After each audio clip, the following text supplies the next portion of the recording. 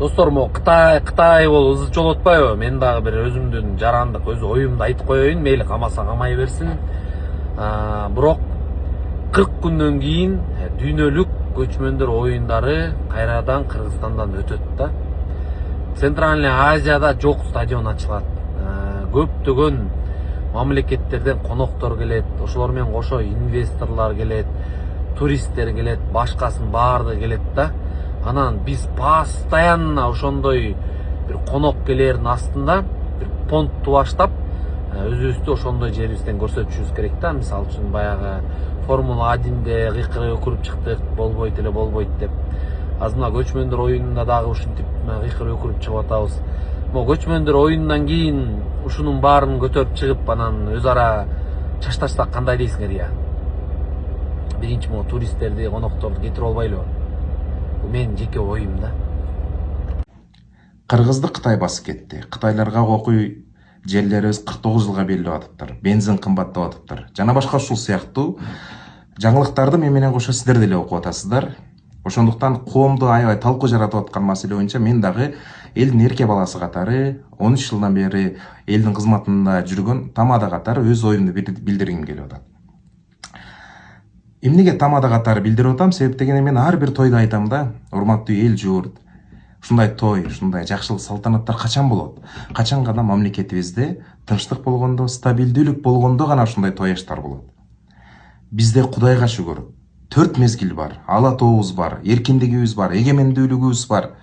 Кудайга шүгүр, токчулук мындай бир Кудайдын бир бейиштей болгон жеринде жашайбыз да. Миллиондогон улуту бар адамдарды билесиздер. Мамлекеттүүлүгү жок, эгемендүүлүгү жок, көз карандысыздыкка ээ эмес улуттарды дүйнө жүзү боюнча билесиздер. Согуш болуп аткан өлкөлөрдү билесиздер. Ушу бүгүн үстүбүздөн жарылуу түшпөй тынч уктасак экен деп безип уктап аткан учурдагы дүйнөлүк абалды дагы жакшы билесиздер.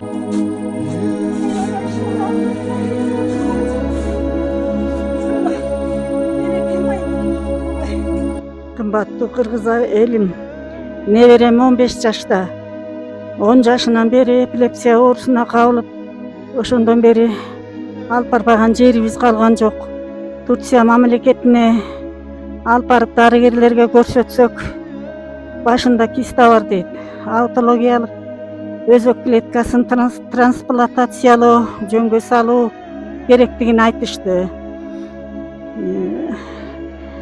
30.000 АКШ доллары керектелет экен. Ага каражатыбыз жетпейт. Мамасы болсо Турция мамлекетине иштеп кетти, ошо каражат табам деп.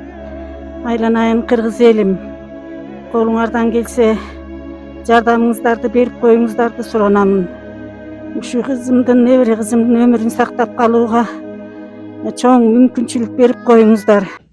Ошондуктан мен айтайын дегеним эмне? Коомду бөлүп чарган, ушул азыркы бийликке нааразычылыкты жараткан маалыматтар эмне себептен байма-бай чыгып атат? Себеби Кытай, Кыргызстан, Өзбекстан темир жолу курулуп атат. Муну билесиздер, эгемендүүлүк алган жылдардан бери ооз 2 түрүндө гана айтылып, такыр ишке ашпай келген.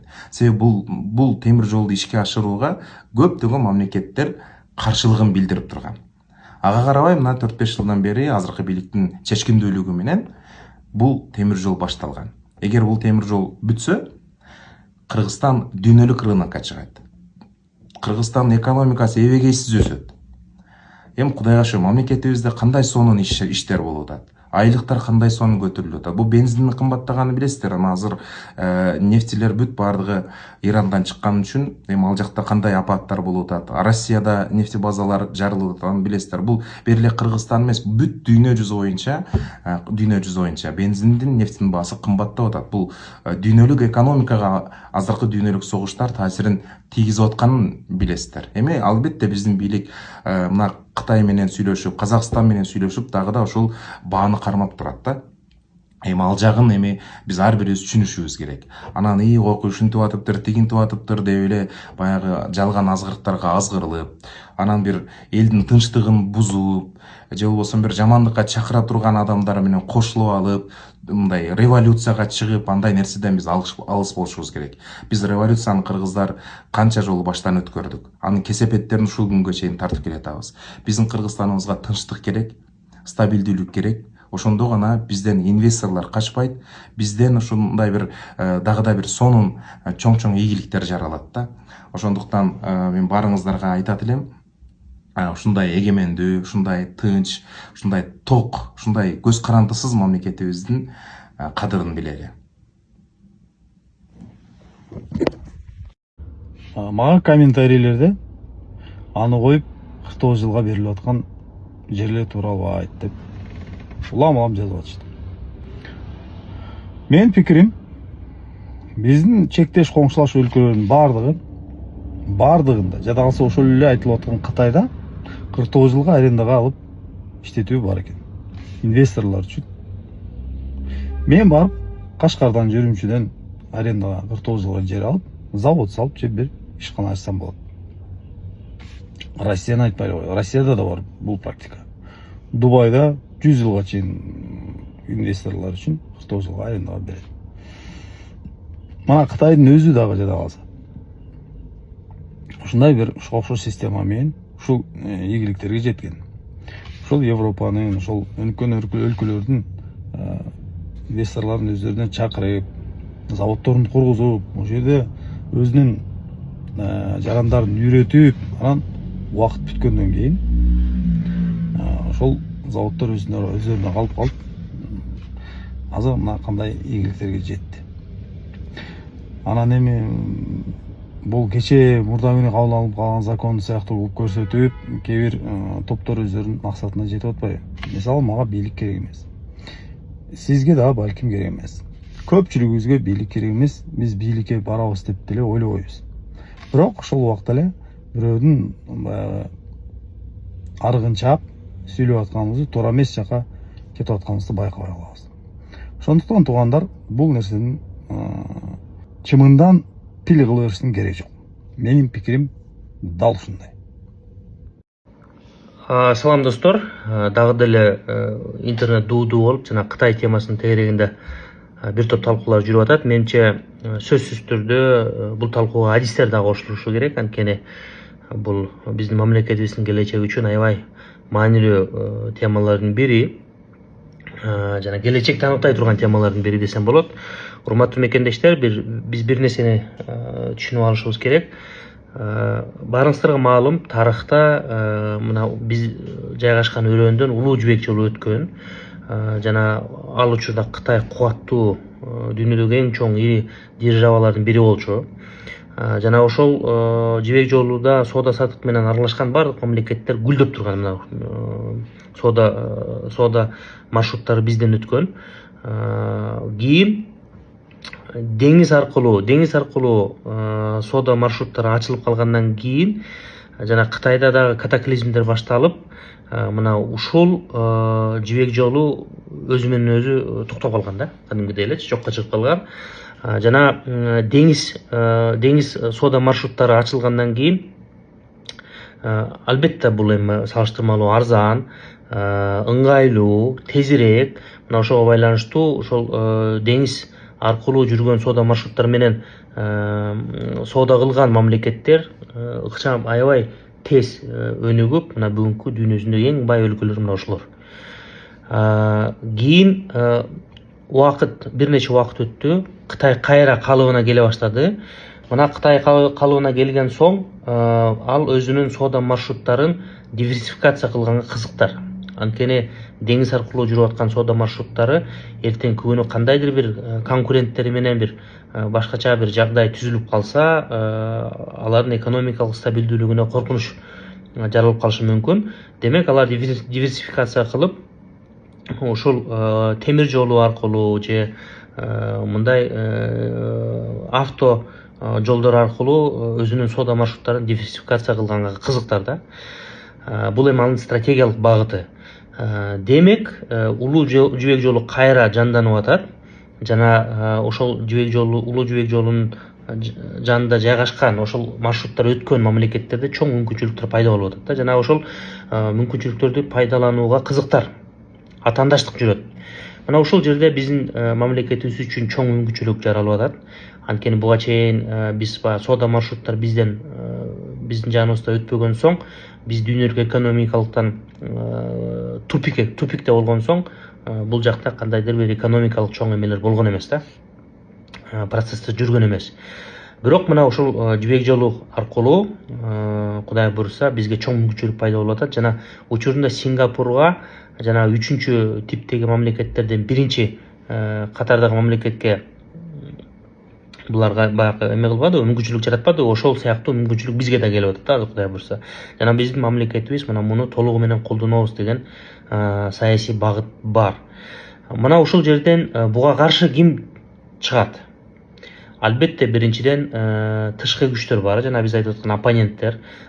Биринчи категориядагылар, алар кандай кылышы мүмкүн? Алар толугу менен муну токтотууга кызыктар болушу мүмкүн. Андай бир топ болушу мүмкүн. Экинчиден, ушул макул жолдор салынсын, башка болсун, бирок ушул процесстерди биз башкарабыз, пайдасын биз көрөбүз, биз жетектейбиз дегендер да болушу мүмкүн да. Алар да кызыктар болушу мүмкүн, өзүнүн саясатын жүргүзгөнгөчү. Анан алар эми кандай ыкмалар аркылуу кылышы мүмкүн? Алар сөзсүз түрдө биринчиден биздин коомубузга жана азыр гибриддик согуштар жүрүп аткан учурда ар кандай дезинформация аркылуу, ар кандай маалыматтык чабуулдар аркылуу, манипуляциялар аркылуу өзүнүн саясатын жүргүзгөнгө кызыктар болушу мүмкүн. Эми Кытай жөнүндө урматтуу мекендештер, мына 2010 жылы эле Кытай дүйнөдөгү биринчи экономикага айланган. Анткени биз ВВПны жана номиналдуу ВВПны эсептесек, туура биринчи АКШ, андан кийин Кытай. Бирок жана паритет покупательной способности деген бар. Бул Кытайдагы мисалы жалпы юаньдардын көлөмүнө канча буюмдарды сатып ала аласың, жана АКШдагы жалпы долларлардын көлөмүнө канча буюмдар сатып ала аласың дегенди билдирет да. Ошол жактан келгенде юандардын жана алардын сатып алуу мүмкүнчүлүгү жогору да.